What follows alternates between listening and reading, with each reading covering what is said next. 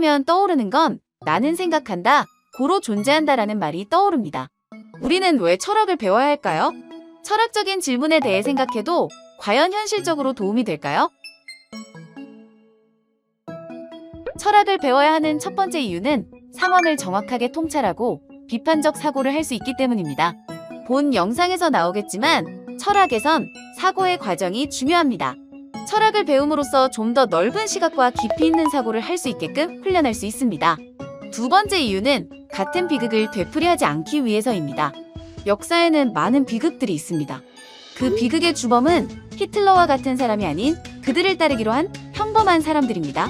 따라서 우리와 같은 평범한 사람이 철학을 배우는 것은 큰 의미가 있습니다. 모든 철학자의 논고는 물음의 종류, 그리고 배움의 종류로 이루어져 있습니다. 물음의 종류에는 세상은 무엇으로 이루어져 있는가? 혹은 우리는 어떻게 살아가야 하는가?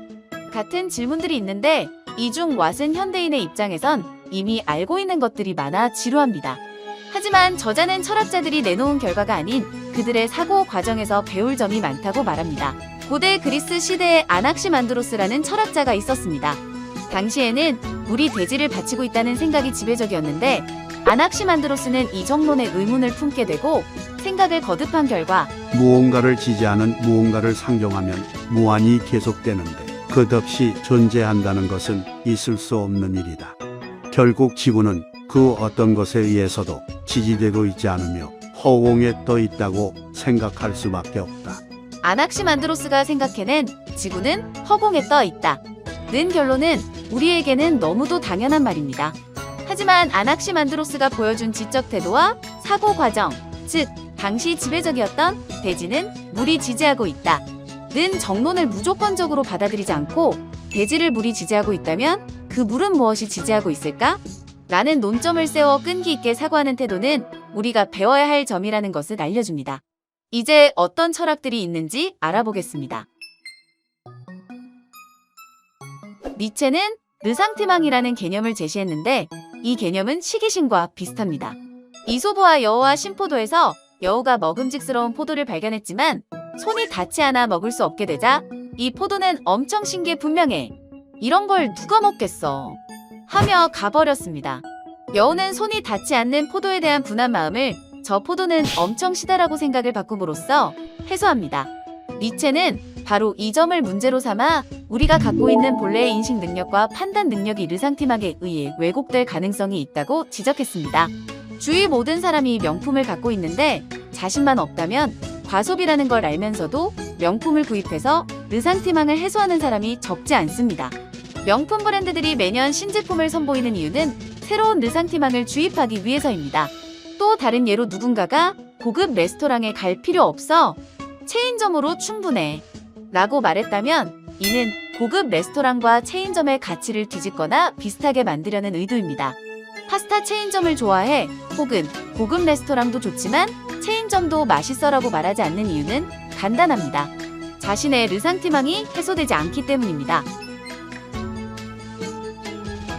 칼 덩커의 촛불 실험이 있습니다. 초통을 바닥에 떨어지지 않게 하는 문제입니다. 17년 이후 샘 클럭스버그 교수는 이 촛불 문제를 인간의 다른 측면을 밝혀내기 위해 실험했고 놀라운 결과를 얻었습니다. 시험자들에게 문제를 주고 답을 빨리 찾아낸 사람에게 대가를 지급하겠다고 약속했더니 푸는 시간이 눈에 띄게 늘어난 것입니다. 칼 덩커의 촛불 실험보다 3에서 4분 정도 더 걸렸습니다. 다시 말해 대가를 지급하기로 약속한 결과 창조적으로 문제를 해결하는 능력이 저하된 것입니다. 에드워드 대시 교수와 리처드 퀘스트너 교수, 리처드 라이언 교수의 대가가 학습에 미치는 영향에 대한 128건의 연구 메타 분석 결과 다음과 같은 결론이 나왔습니다. 대가를 약속받으면 높은 성과물을 내려고 최대한 노력하는 것이 아니라 가장 적은 노력으로 가장 많은 대가를 얻기 위해서 무엇이든 하게 된다는 것입니다. 사람에게 상황을 납득시키고 움직이게 하려면 무엇이 필요할까요? 아리스토텔레스는 타인을 설득해 행동을 바꾸기 위해서는 로고스, 에토스, 파토스가 필요하다고 말합니다.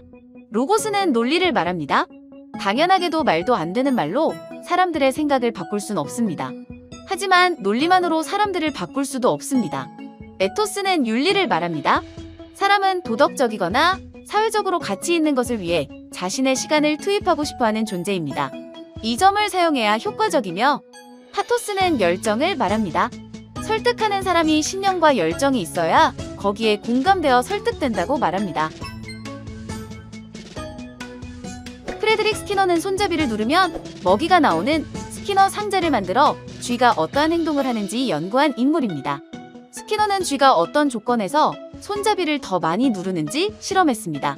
첫 번째, 고정 간격 스케줄, 손잡이를 누르는 것과 관계없이 일정한 간격으로 먹이가 나온다. 두 번째, 변동 간격 스케줄, 손잡이를 누르는 것과 관계없이 불규칙한 간격으로 먹이가 나온다. 세 번째, 고정 비율 스케줄, 손잡이를 누르면 반드시 먹이가 나온다. 네 번째, 변동 비율 스케줄, 손잡이를 누르면 불확실하게 먹이가 나온다. 스키너의 실험에 따르면 손잡이를 누르는 횟수는 1, 2, 3, 4 순으로 증가합니다. 이 실험은 행동 강화에 관한 실험으로 행동은 행동으로 인한 대가가 반드시 주어진다는 것을 알고 있을 때보다 대가가 불확실하게 주어질 때 효과적으로 강화된다는 것을 밝히고 있습니다. 이는 사회의 다양한 측면에서 사람도 불확실한 것일수록 빠져들기 쉽다는 사실을 알 수 있습니다. 알기 쉬운 예로 도박도 있지만 카톡, 인스타, 페이스북 등의 SNS도 마찬가지입니다. SNS가 사람에게 주는 대가는 바로 도파민입니다. 새로운 메시지 알림이나 새로운 게시글이 뜨면 확인하지 않고는 견딜 수가 없습니다. SNS는 예측할 수 없기 때문에 반복해서 행동하게 하는 효과가 매우 큽니다. 왜 사람들은 SNS에 빠지는 것일까요? 답은 예측이 불가능하기 때문입니다. 6.25 전쟁 당시 미국은 포로가 된 미군 병사들이 단기간 내에 공산주의에 세뇌당하는 사태에 당황했습니다. 이때 중국 공산당은 어떻게 미군 병사들을 공산주의에 세뇌시켰을까요? 그들은 포로가 된 미군에게 공산주의에도 좋은 점은 있다는 간단한 메모를 적게 하고 그 포상으로 담배나 과자 같은 아주 사소한 것을 주었습니다. 단지 이것만으로도 미군 포로는 착착 공산주의로 돌아섰습니다. 사상을 바꾸기 위해 주는 보상은 뇌물이므로 엄청난 대가가 아니라면 효과가 없을 것 같은데 대체 어찌 된 일일까요? 인지 부조화 이론의 틀에서 심리 변화 과정을 알아보면 미군 포로들은 공산주의는 적이라고 생각해 왔습니다. 그런데 포로가 되어 공산주의를 옹호하는 메모를 적었습니다. 이때 엄청난 보상이 나왔다면 보상 때문에 어쩔 수 없었다는 명분이 있습니다. 하지만 실제로 받은 것은 담배 같은 작은 보상이었고 이러한 인지 부조화를 해소하기 위해서 공산주의는 적이라는 신조를 공산주의는 적이긴 하지만 몇 가지 좋은 점도 있다고 바꿈으로써 행동과 신조 사이에서 발생하는 부조화의 강도를 낮추게 됩니다. 이것이 미군 포로의 뇌 안에서 일어난 세뇌 과정입니다. 사실과 인지 사이에 발생한 부조화를 해소하기 위해서 인지를 바꾸는 일은 인간관계에서도 자주 볼 수 있습니다. 인간은 주체적인 존재로서 의식으로 행동을 다스리는 자율적 이상형으로 그려지지만 심리학자 페스팅어는 사회의 압력이 행동을 일으키고 행동을 정당화, 합리화하기 위해 의식과 감정을 적응시키는 것이 바로 인간이라고 말합니다. 조직 내에서 사람의 행동은 어떻게 결정될까요? 심리학자 쿠르트 레빈은 조직 내에서 개인과 환경의 상호작용에 의해 사람의 행동이 규정된다는 가설을 세웠고 연구를 실시했습니다. 레빈에 의하면 어떤 사고방식이나 행동 양식이 정착되어 있는 조직은 해동, 혼란, 재동결의 3단계의 과정을 거쳐 변화한다고 합니다. 제1단계, 해동은 지금까지의 사고방식이나 행동 양식을 바꿔야 한다는 현실을 자각하고 변화를 준비하는 과정을 말합니다. 사람들은 원래 자신의 내면에 확립된 관점이나 사고를 바꾸는 데 저항감을 느낍니다. 이러한 저항감을 없애기 위해 설득이 아닌 공감하는 커뮤니케이션이 필요합니다. 제2단계, 혼란에서는 예전에 갖고 있던 견해와 사고 등이 불필요해지면서 고통이 생깁니다. 역시 예전 방식이 좋았어라는 소리가 나오는 것도 이 단계입니다. 이 단계를 잘 극복하려면 변화를 주도하는 측이 실무적, 정신적으로 충분히 지원해주려는 노력이 필요합니다. 제3단계, 재동결은 새로운 관점과 사고가 새로운 시스템에 적응하는 단계로 이전보다 나아졌다고 느끼게 되어 변화를 받아들이고 유지하려는 단계입니다. 이 단계에서는 새로운 관점과 사고가 실제로 성과를 읽어내고 있음을 실감하게 해주는 것이 중요합니다. 해동, 혼란, 재동결의 3단계에서 중요한 점은 무언가 새로운 것을 하려고 할 때 가장 먼저 해야 할 일은 오히려 지금까지의 방식을 잇는 것이라는 점입니다. 철학자 레비나스는 소통이 안 되는 사람, 이해할 수 없는 사람을 타자라고 말합니다. 고대 그리스 이후 고차를 거듭해 왔는데도 불구하고 아직도 이것이다 라고 확정되지 않은 것은 어떤 사람에게는 정답인 것이 다른 누군가에게는 정답이 아니기 때문입니다. 레비나스는 끊임없이 타자의 중요성과 가능성에 대해 말합니다. 서먹한 상대, 소통이 안 되는 타자가 왜 중요한 것일까요? 레비나스는 타자는 깨달음의 계기가 되기 때문이라고 답합니다. 미지의 것을 알기 위해서는 알지 못하는 일을 접할 필요가 있습니다. 지금 알지는 못하는 일을 알지 못한다는 이유로 회피하면 알게 될 기회를 잃게 되고 알게 됨으로써 변화할 수 있는 기회 또한 잃고 맙니다. 그러므로 타자와의 만남은 자신을 바꿀 수 있는 계기가 된다고 레비나스는 말합니다. 우리는 쉽사리 알았다고 생각하는 경향이 있습니다. 하지만 정말로 그런 걸까요? 영문학자이자 지적으로 나이 드는 법의 저자인 와타나베 쇼이치는 두근두근할 만큼 알지 못하면 아는 것이 아니다 라고 말했습니다. 우리의 배움은 알았다고 생각한 순간에 정체됩니다. 이 책의 저자 야마구치 슈는 안다고 내세우는 일에 조금 더 겸손해야 한다고 말합니다. 몇몇 사람들은 요컨대 라는 뜻이죠 라고 말하는데 야마구치 슈는 이런 말은 상대가 말하는 요점을 뽑아내고 일반화해서 정리하는 일이 항상 좋은 결과를 가져오지 않는다고 말합니다. 이러한 습관은 세상을 바라보는 시각을 넓힐 기회를 제한할 수 있으며 정말로 자신이 바뀌고 성장하고 싶다면 알았다고 생각하는 습성을 경계해야 한다고 말합니다. 가장 유명한 철학 명제로 꼽히는 말은 르네 데카르트의 나는 생각한다, 고로 나는 존재한다 일 것입니다. 데카르트가 말하고자 한 것은 존재가 확실한 것은 아무것도 없다. 하지만 여기에 모든 것을 의심하고 있는 나의 정신이 있다는 것만은 의심할 수 없다라는 의미입니다. 과연 확실한 것이란 게 있을까요? 눈에 보이는 현실마저 착각이나 꿈일지도 모른다고 보면 확실하지 않은 것이 됩니다. 이렇게 모든 것을 의심하던 데카르트는 의심하고 있는 나 자신이 있다는 사실만은 의심할 수 없다는 것을 깨닫게 됩니다. 이것이 나는 생각한다, 고로 존재한다 의 의미입니다. 그래서 그 거듭된 고찰의 결과 데카르트는 어떠한 진리에 도달했을까요? 결론부터 말하면 데카르트는 아무것도 결론 짓지 못했습니다.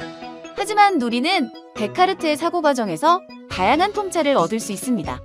사고 과정 측면에서 보면 그 사회의 지배적인 상식을 일단 없었던 것으로 하고 정말로 그러한가? 라는 의문을 품고 자신의 머리로 생각하는 일이 얼마나 중요한지 깨닫게 해줍니다.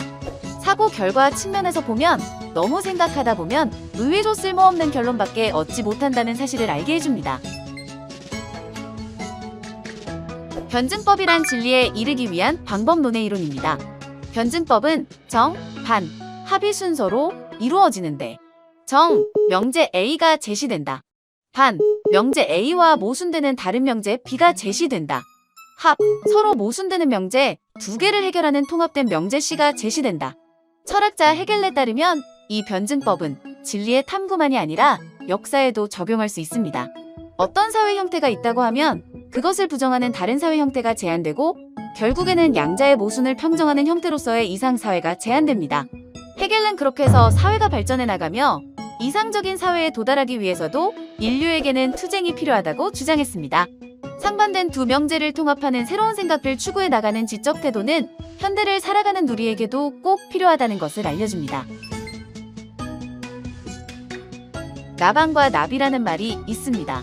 원래부터 나방과 나비라는 두 종류의 곤충이 있어서 이렇게 이름 붙여졌다고 생각하기 쉽지만 철학자 소슈르는 그렇지 않다고 주장했습니다.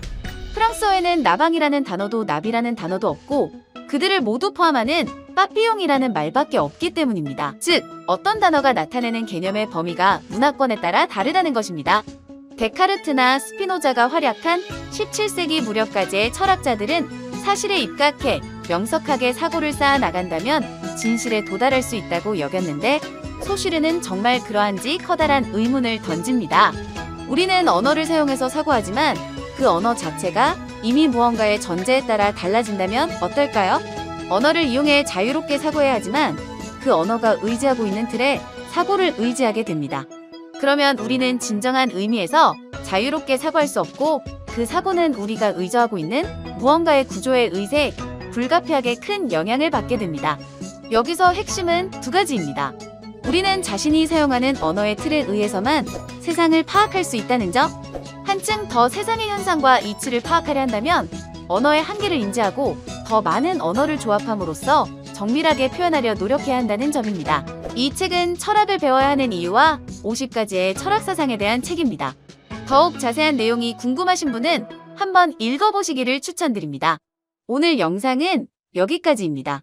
시청해주셔서 감사합니다.